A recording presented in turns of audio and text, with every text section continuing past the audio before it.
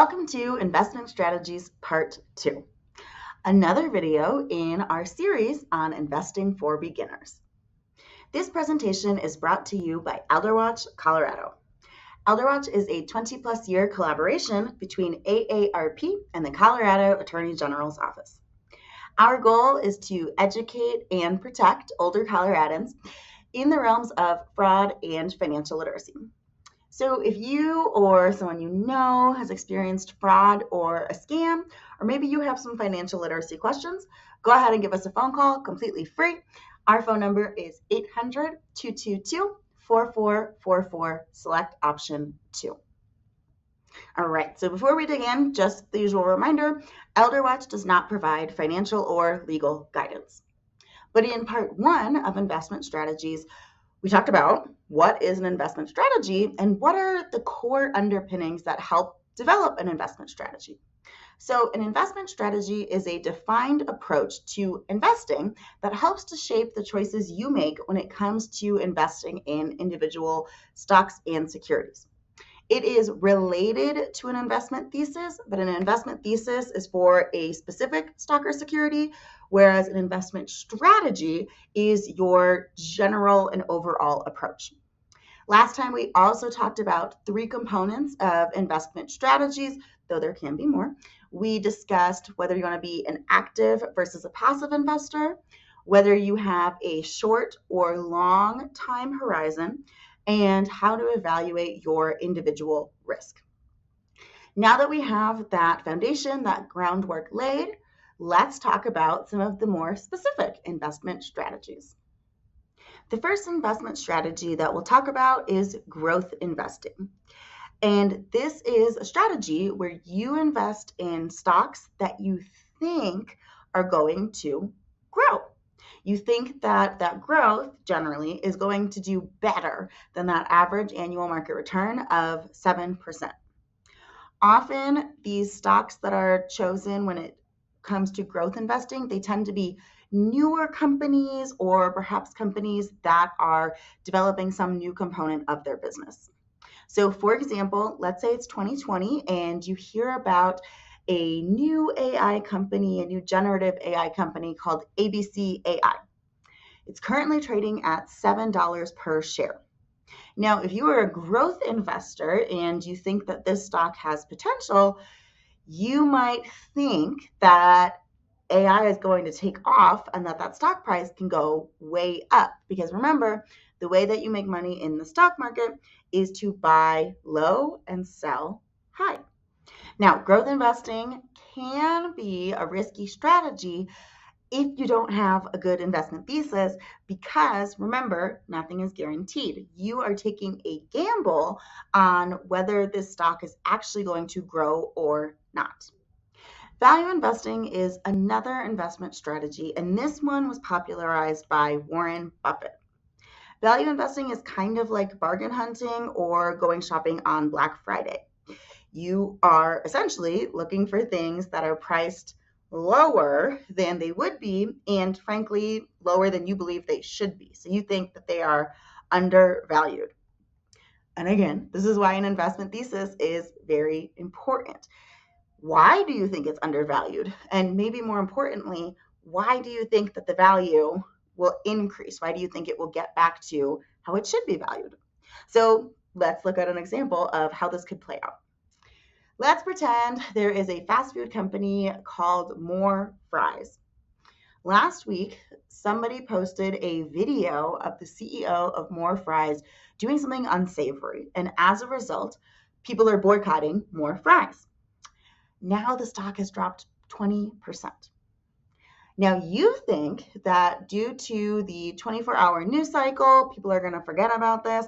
And you also think that people are spending less on luxury goods. So if they're going to treat themselves, they're going to turn to fast food. And so for these reasons, you invest in More Fries. You think that the stock is undervalued and that it could go back up to where it was valued prior to the scandal. And so this is kind of the difference between growth investing and value investing. Because with More Fries, You think it's going to rebound. You think that there is a temporary dip, so you are getting a bargain. Whereas with growth investing, you think that there is potential for growth, even though it hasn't necessarily been demonstrated in the past. And if I haven't said it enough, this is again why it's really important to have an investment thesis. It is important to have some kind of foundation for why you think more fries is going to jump back up in price, and for why you think that more fries is worth more than it currently is being sold at. Normally in the stock market, you do not have money until you withdraw the money from the market. You can't spend it. It is growing, but you can't do anything with it. You don't have any cash until you sell your securities, right? Income investing allows you to continue to have a steady stream of cash while also staying in the market. And so one type of income investing is dividend investing. A dividend is when a stock pays you cash on your investment, which you can either reinvest or pocket without selling any shares. And these are usually paid out on a regular basis, but not all stocks issue dividends. Dividends tend to be issued from larger, more established, or mature companies. And there are many reasons for this, but let's think about how growth investing works in comparison. So let's say I start a sunglasses company and it's called Zawadzki Lenses. In my first year, I make $100,000 in profit, and I decide that I'm going to use this money to create another factory to make sunglasses in the UK. And then I'm also going to use some of my profits to invest in research on a new type of anti-scratch lens. Now, on the other hand, let's say that there's an electric company called Sparky Electric, and they've been around for about 200 years. Sparky isn't looking to grow into any other markets. They already have steady annual returns. They have high quality R&D team, and they're established. They're not looking to grow. They're already everywhere that they want to be. So in this case, they might choose to pay their investors a dividend. Companies may do this for a number of reasons, including to reward investors and encourage them to stay invested in a company. They may also do this to attract new investors. Now, as I mentioned, generally, the way you make money in the stock market is to buy low and sell high. And when the money is in the market, you don't actually have the cash. So companies that pay dividends give you cash without having to sell anything at all. And that's why income investing can be a strategy. You can strategically choose companies that will generally give you a certain percentage where you don't have to sell anything in order to make some money. However, because nothing in the market is for certain, if let's say one quarter doesn't go as well as expected, that might not be a reliable stream of income. Buy and hold investing is a strategy where you are choosing investments that you think are going to perform well over several years. Even when the market dips, you predict that these investments will generally stay steady over a longer period of time. Now, this is a pretty passive strategy with a longer time horizon and generally less risk so long as you hold. Historically, even if the stock market is not doing well for a year or two, it eventually bounces back. So if this is the strategy you adopt, it means you're choosing investments that you think are going to make money over time. You're leaving them alone, even if the market takes a temporary downturn. Investing in blue chip companies can be a form of buy and hold investing, as well as income investing / dividend investing. Blue chip stocks, blue chip companies are generally large, well-established, often mature companies. They tend to be leaders in their field, and they're generally household names.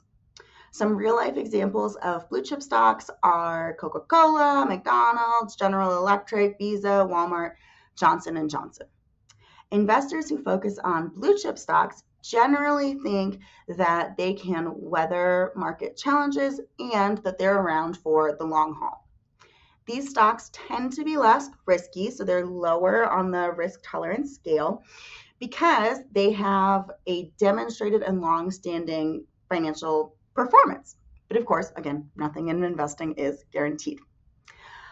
On the other hand, let's go back to my example of Zawadzki lenses and Sparky Electric and remember how stocks make money. So in 2025, let's pretend that Zawadzki lenses only has 4 employees and my stock is trading at $5 per share.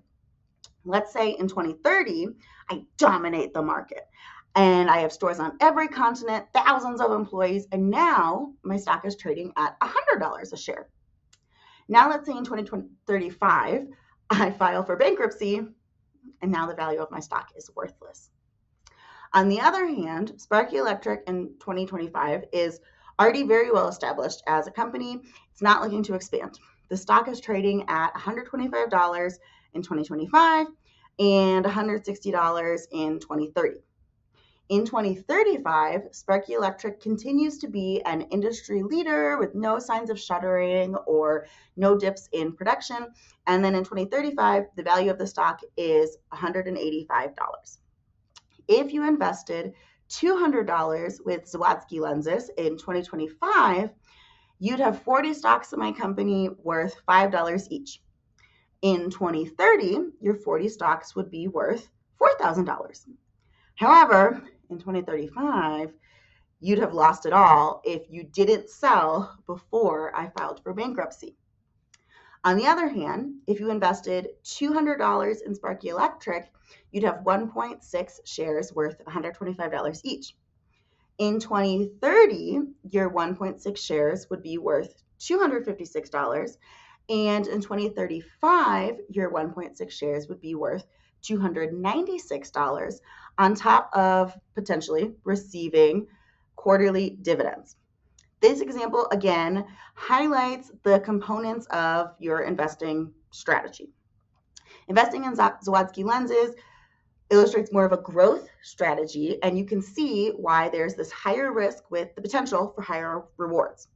Investing in Sparky, a blue chip stock, illustrates more of a buy and hold strategy with less risk and a longer time horizon, but come 2035, you'd probably be happier that you invested in Sparky versus Zawadzki lenses if you were not checking the market all the time. So blue chip stocks can be more passive, have less risk, and can have a longer or a shorter time horizon.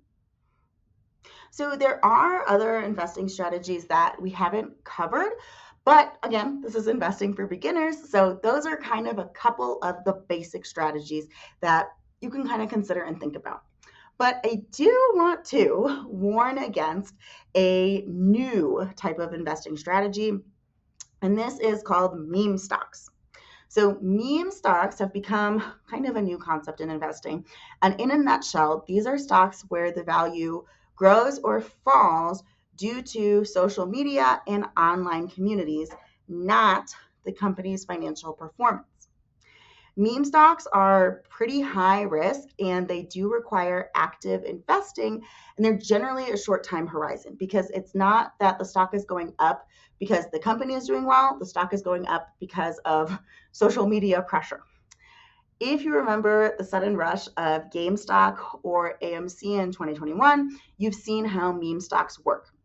Now, we're not going to get into the mechanics of what drives these prices up, but the sudden rush on the market and the increase in that stock price were the results of the online community coordinating efforts to buy.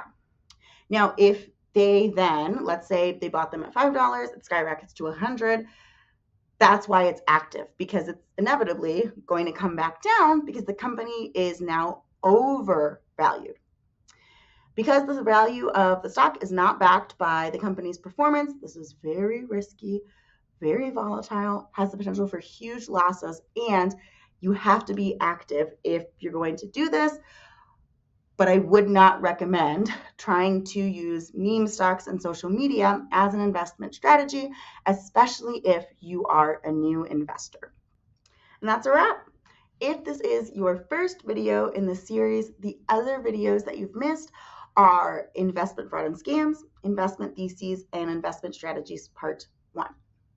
For all of us here at ElderWatch, I hope that this video helps your money make a little bit more sense, helps you feel a little less nervous about entering the market, which again can yield higher results than just a high yield savings account, but inherently carries some risk with it. So it's important to do your homework first. My name is Jessica Zawadsky. I'll catch you next time. Stay safe. Bye.